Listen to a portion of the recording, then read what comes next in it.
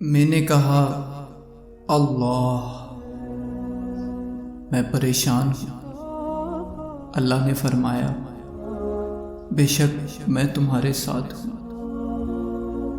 میں نے کہا اللہ میں بے بس ہو چکا ہوں۔ اللہ نے جواب دیا لیکن میرے بس میں سب ہے۔ میں نے کہا اللہ میں تھک چکا ہوں۔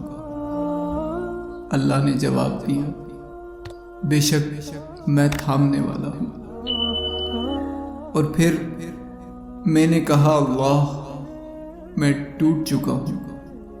اللہ نے جواب دیا بے شک میں الجبار ہوں، جوڑنے والا۔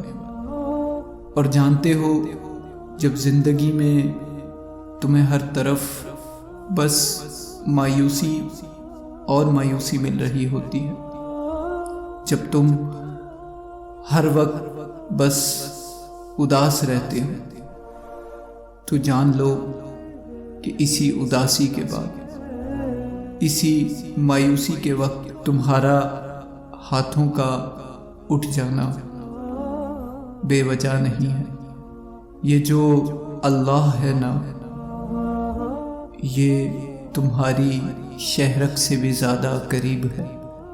تم جانتے ہو وہ جو موسیٰ کے لیے رستہ بنا سکتا ہے، وہ جو ابراہیم کے لیے آگ ٹھنڈی کر سکتا ہے، وہ جو یونس کو مچھلی کے پیٹ میں بھی زندہ رکھ سکتا ہے، وہ جو یوسف کو 35 سال بعد یعقوب سے ملا سکتا ہے، تو پھر تم کیوں یقین نہیں لاتے؟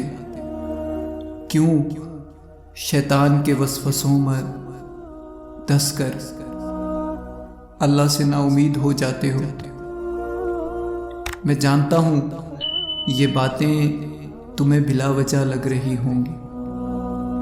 تمہارا درد شدت میں ہوگا، تم چلا رہے ہو اور بس تم جانے والے کی سوگ میں مر رہے ہو۔ لیکن اگر اسی وقت تم اٹھو اور خود کو اللہ کے سپرد کر دو، تو یقین رکھو وہ رب جو تھامنے والا ہے، وہ رب جو یا حیو یا قیوم ہے، وہ رب جو ہر شے پر قدرت رکھنے والا ہے، تمہیں نواز دے گا۔ تم اٹھو تو صحیح، تم چل کر ایک قدم اس کی طرف جاؤ۔ یقین مانو وہ 10 قدم چل کر آتا ہے، وہ معجزے بھی کرتا ہے، وہ کن بھی فرماتا ہے۔ بس جو وقت ہوتا ہے وہ تمہارے مطابق نہیں، تمہارے رستوں کو بدلا جاتا ہے، تمہاری دعاؤں کو موڑا نہیں جاتا، تمہاری چاہت سے تمہیں نواز دیا جاتا ہے، تمہیں خالی ہاتھ نہیں بھیجا جاتا، کیونکہ جس کے در پر تم آئے ہو وہ خالق ہے کل کائنات کا۔ وہ جانتا ہے ہر اس چیز کو جس کو تم نہیں جانتے، وہ دیکھ سکتا ہے اس کو جس کو تم نہیں دیکھ سکتے۔ وہ بڑا ہے تمہارے گمان سے، لا حاصل کو حاصل بنانے کی طاقت رکھتا ہے۔ اور پھر یہ جو وقت ہے آزمائش کا، اسی کے بعد تو تمہیں نواز دیا جائے گا، اسی کے بعد تو تمہیں آزاد کر دیا جائے گا۔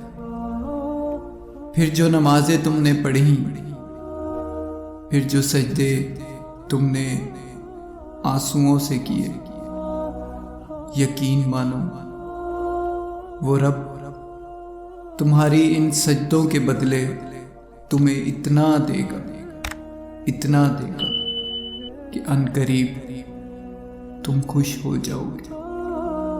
اور پھر اللہ تعالیٰ نہیں فرماتا کہ ہر مشکل کے بعد آسانی ہے۔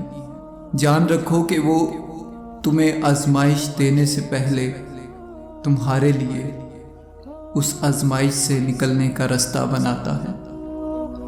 جان رکھو کہ وہ جانتا ہے تمہارے ہاتھ کس دعا کے لیے اٹھے ہیں، اور یہ جو شیطان تمہیں وسوسوں میں الجھائے ہوئے ہے نا، تم کہہ دو اس سے جو ابراہیم نے کہا تھا کہ میرا اللہ سب سے بڑا ہے، وہ اللہ اکبر ہے، سب سے بڑا ہے،